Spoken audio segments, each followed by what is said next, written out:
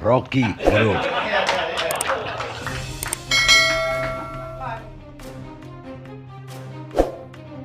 Oke, terima kasih. Ini semua terjadi karena Presiden Jokowi tidak pernah belajar dengan baik demokrasi itu. Dia menghalangi oposisi. Dia tidak menginginkan ada pikiran alternatif. Itu dasarnya. Jadi kalau pantunnya apa tadi, pisang emas dibawa berlayar, istana cemas karena tak pernah belajar.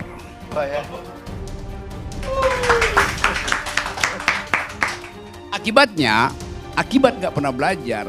Tadi betul Mas Hinton. Kita seolah-olah menduga-duga isi karung itu apa tuh. Capresnya siapa, wapresnya siapa tuh. Padahal sebetulnya dari awal kita tahu ini bukan kucing di dalamnya. Dalamnya namanya cepret, cebong kampret yang ada di dalam. Karena mau dipaksa kawin paksa antara Anies dan Ganjar.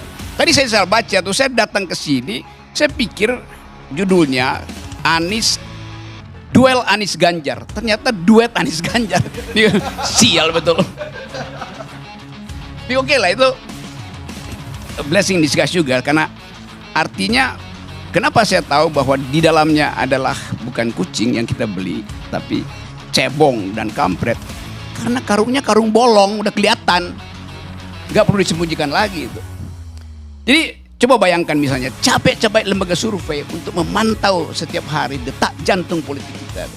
Tiba-tiba besok AHY ketemu Puan misalnya, berantakan surveimu. Tiba-tiba besok ditetapkan bahwa menterinya Willy ini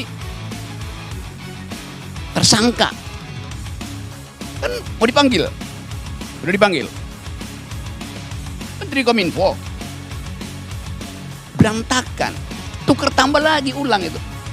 Jadi kalau kita tanya margin of error itu akan dihalangi oleh margin of terror. Itu. Jadi ngapain sebetulnya? Oke, saya balik pada soal yang lebih fundamental ya. Harusnya didorong Anies dan Ganjar bersaing. Dia aja berdua. Karena kita mau melakukan penyederhanaan politik. Jelas Anies itu mau ucapin dengan definisi apa? Anies itu kadrun. Ganjar itu cebong. Norma kita memastikan itu, walaupun headline-nya bilang udah nggak ada cebong kampret. Tapi semua konstituen Islam pasti ke Anies. Yang sekuler datang ke Ganjar tuh.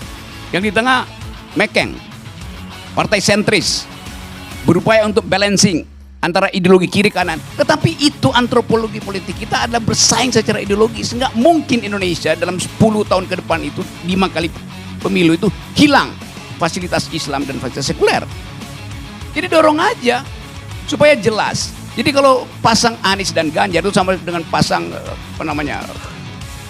Amerika itu Donald Trump dan Hillary Clinton, itu ngaco tuh.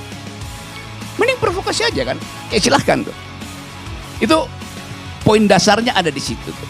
Nah ini yang menyebabkan kita nggak tahu apa sebetulnya keinginan Pak Jokowi. Tiba-tiba ngasih ide si ini bisa, padahal sebetulnya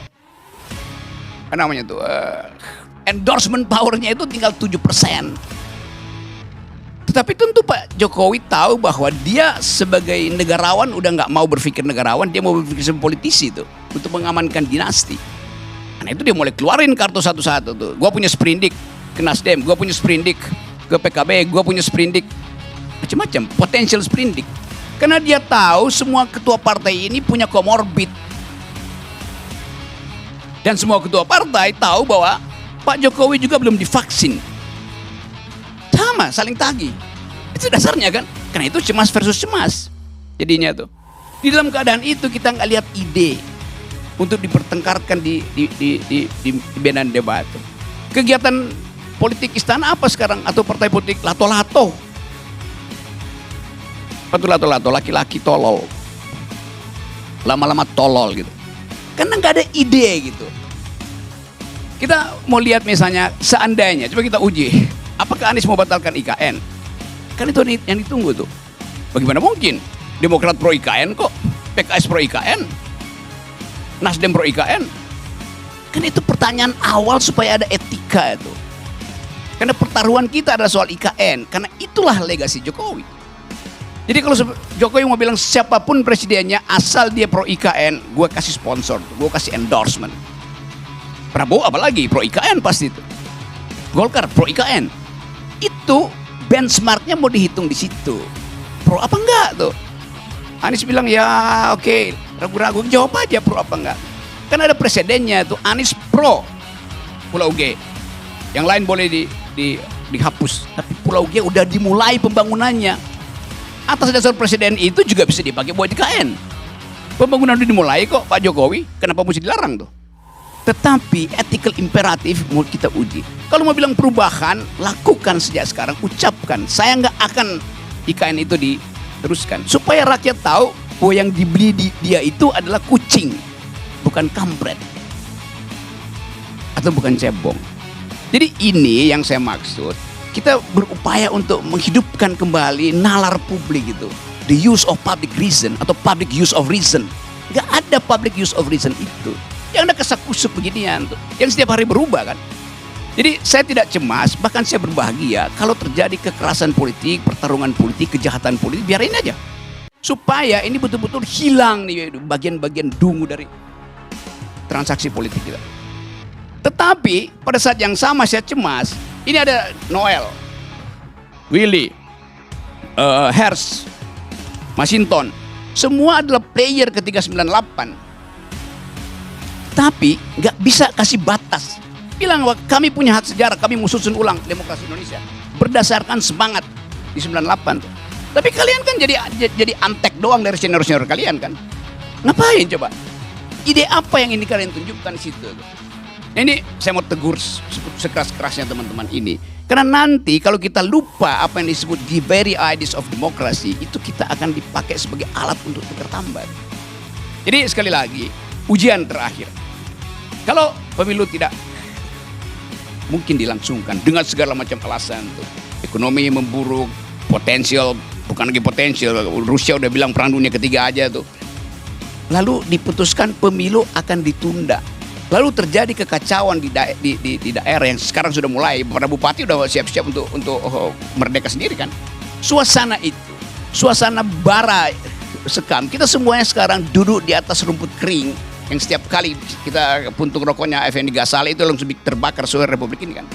Kalau itu terjadi dan kita proyeksikan itu potensial terjadi, mampu nggak Ganjar memimpin perubahan, melanjutkan Jokowi di tengah-tengah kekecewaan itu? Atau pertanyaan yang lebih strategis, mampu nggak Anies Baswedan memimpin perubahan di luar sistem elektoral? Mampu nggak tuh? Nggak bisa. Karena kita tahu watak Anies. Lebih mungkin kita minta Pak Surya Paloh jadi presiden di dalam keadaan krisis. Karena dia lebih mampu memimpin rakyat, memimpin massa itu dengan pidato segala macam. Itu yang mesti kita bayangkan tuh. Kalau yang sekarang standar-standar tuh tiap hari gua baca survei itu gak ada gunanya tuh.